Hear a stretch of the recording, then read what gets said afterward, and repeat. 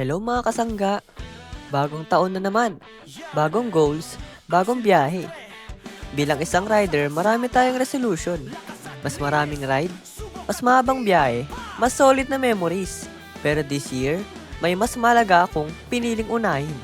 Ang alagaan ng makina using Silvestre. Kasi hindi ka madadala ng tapang lang.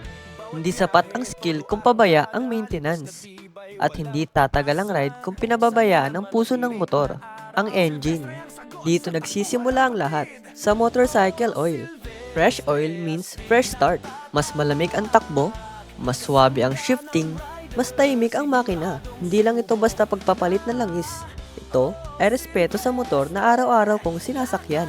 Sa motor na sumama sa akin sa ulan, sa init, sa traffic, sa long ride, at sa mga biglaang gala. This New Year, resolution ko na.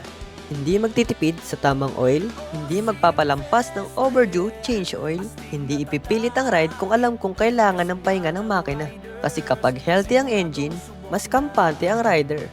Mas safe ang biyahe, mas mahaba ang pagsasama namin ng motor ko. Hindi rin puro piga ng throttle ang pagiging rider. Kasama rito ang disiplina. Kasama rito ang responsibility. Responsibilidad ko sa sarili ko, sa motor ko, at sa mga tao naghihintay sa akin umuwi. Ngayon taon, ang goal ko ay hindi lang makarating, kundi makarating ng ligtas at maayos. Masaalagaan ko ang motor ko para masaalagaan din ako nito sa daan. Mas magiging smart rider, hindi lang mabilis na rider. Kaya sa lahat ng kasangga ko dyan, ang New Year's resolution ko ay simple pero solid. Fresh oil, proper maintenance, safe rides. Bagong taon, bagong simula, at Silvestre. This is my New Year's resolution with Silvestre. Happy New Year mga kasangga!